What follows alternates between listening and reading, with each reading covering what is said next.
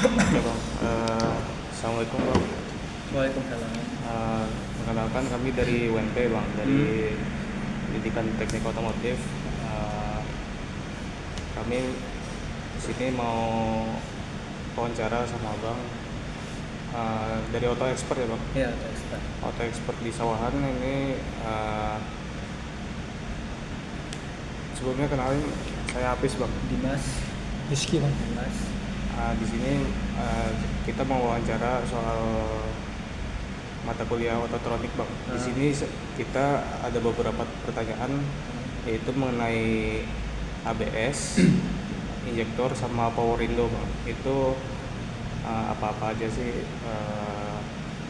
komponennya, apa aja kegunaannya, apa aja. eh, Kalau ada masalah tuh gimana cara mengatasinya tuh bang. Kita mulai dari ABS dulu kali, mungkin ya bang.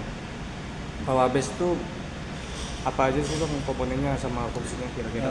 Komponen utama ABS. Iya bang. ABS terdiri dari beberapa komponen. Iya. Yang pertama tuh sensor ABS.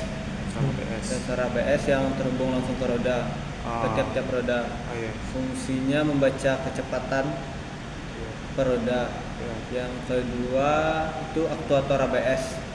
Aktuator ABS, di dalam aktuator terdapat seperti kayak solenoid.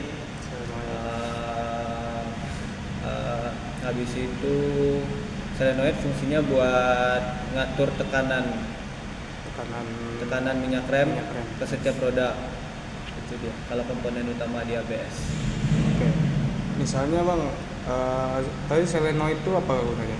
Solenoid itu seperti jalur Oh jalur. buat, sederhananya solenoid itu jalur buat ngalirin minyak rem ke tiap-tiap roda. Oh, Itu iya. dia yang diatur oleh komputer atau ECU mobil. Kecil mobil.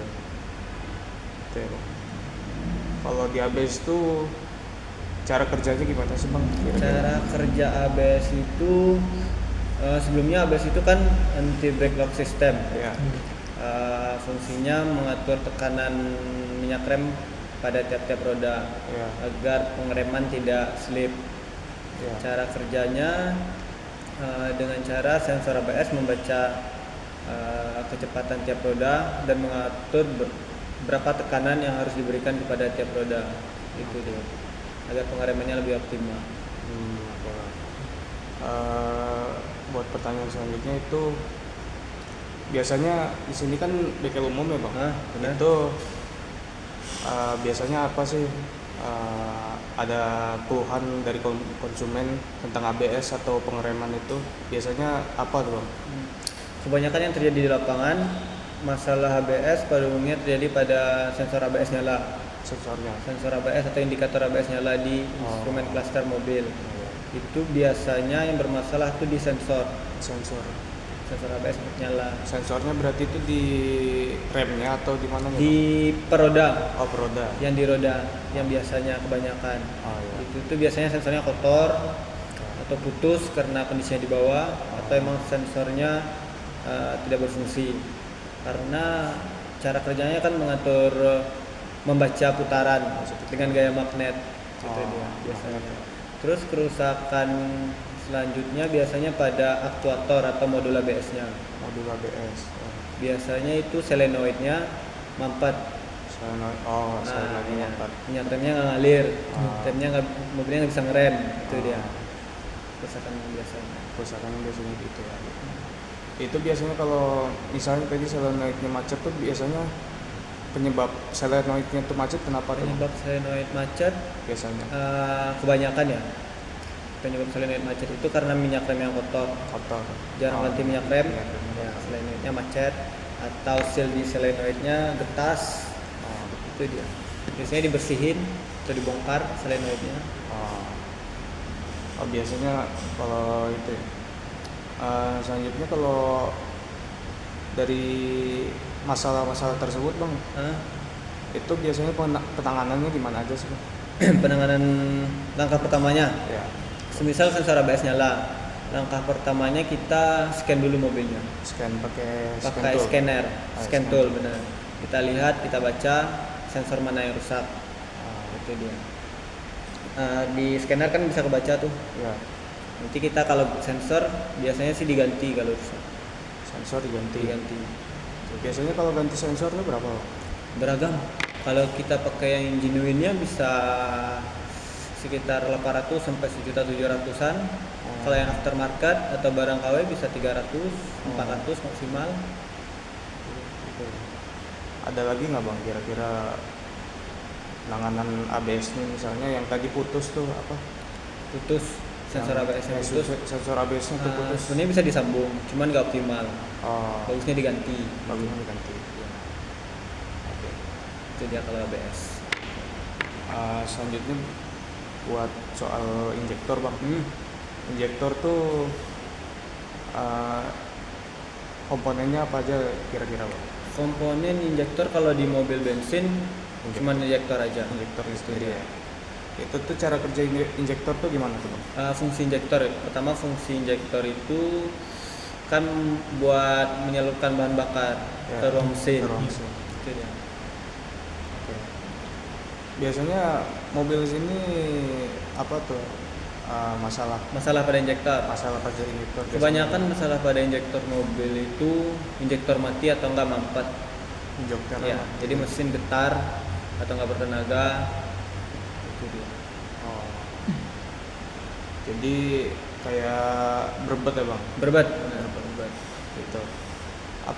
Kira-kira itu karena apa tuh Bang? Apa karena umur atau penggunaannya yang kurang bagus dari pengendaranya gitu? Yang pertama itu karena umur kan setiap komponen ada usianya. Yang kedua itu karena pemakaian bahan bakar yang tidak tepat, seperti bahan bakar yang kotor atau bahan bakar yang seharusnya memakai ron sekian tidak dipakai yang ron sekian, itu mengakibatkan injektornya mampet, panas, error gitu. Kira-kira ada kerusakan apa lagi Bang kira-kira di Untuk injektor cuma segitu sih, karena injektor itu kan cuman penyalur. penyalur ya? Kira-kira Bang di sini pakai yang itu gak Bang? Apa? Injektor tester itu lah? Injektor tester kita belum ada. Oh belum ada. Karena yang pertama harga alat atau toolnya lumayan mahal. Yang kedua kerusakan pada injektor jarang. Kita gunain alat. Oh lumayan jarang ya. Biasanya kalau ada keluhan injektor itu apa aja tuh Bang? Biasanya Ya maksudnya keluhan sama penanganan dari auto expert ini? biasanya keluhan yang mengarah ke injektor itu sama kayak tadi, mobilnya berbet, susah nyala. Penanganannya yang pertama itu kita bersihkan dulu injektornya, kita tes satu-satu injektor fungsi apa tidak. Itu dia. Kalau enggak juga kita kalibrasi. Tapi kalau enggak juga emang mati, harus kita ganti injektornya. Oh harus ganti. Ganti itu berapa Bang? Harganya variatif tergantung merek mobilnya. Tapi rata-rata harganya seperti Avanza tuh per piece-nya di 1 jutaan, 1 juta ke atasan yang genuine-nya. Baik Bang, selanjutnya tentang yang di masalah apa Bang? Materi power window Bang. Power window. Kalau di power window tuh apa aja komponennya Bang? Komponen utama power window yang pertama itu motor power window, Ya Bang. yang kedua slim power window, Ya. yang ketiga switch power window. Yang 3 komponen itu aja Bang. 3 komponen utamanya. Komponen utamanya. Ya. Kalau di power window itu kan sering apa Bang? Sering terjadi macet. Nah, Itu cara mengatasinya macet itu gimana Bang? cara mengatasi. Yang pertama cara mengatasi agar motor power window awet. Ya.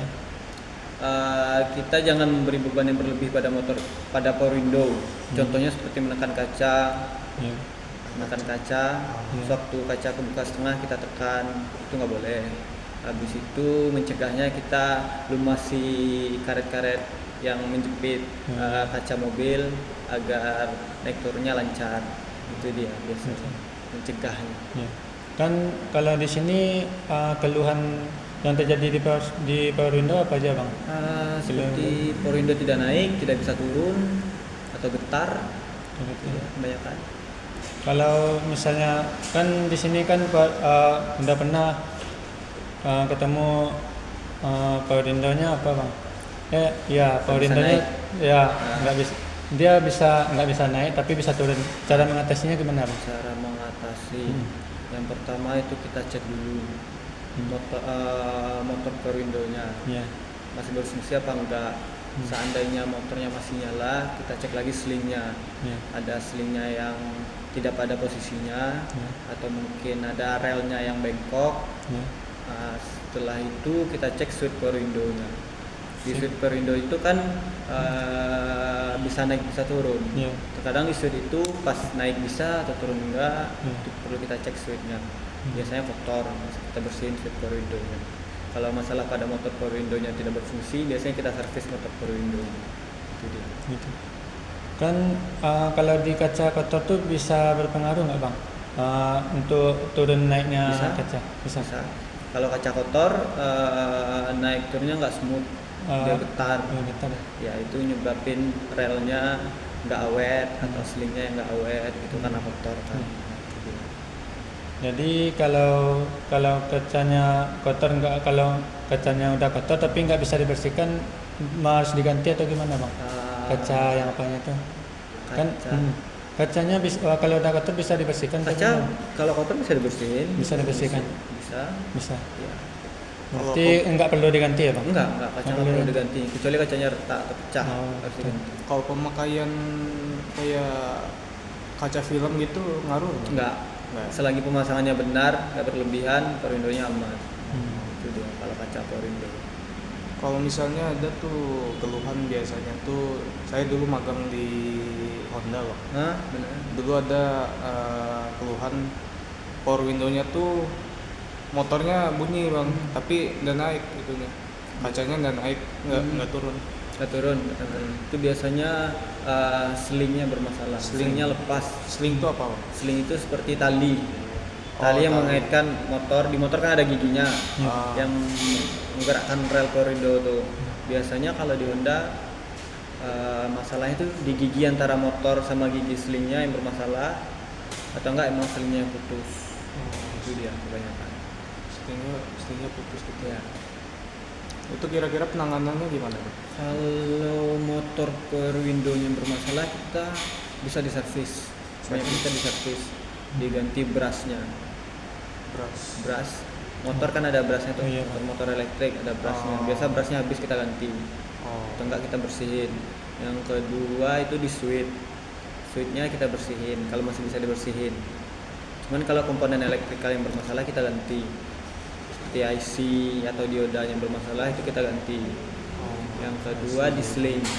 Kalau mobilnya memungkinkan untuk bisa bongkar sling aja, kita ganti sling. Tapi kalau enggak, kita ganti satu set sama relnya. Tergantung merek mobil.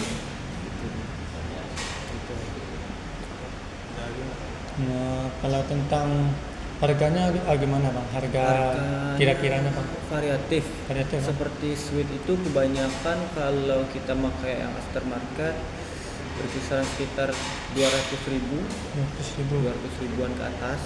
Kalau yang originalnya tergantung pabrikan kan, ada yang sejuta, ada 700, itu dia.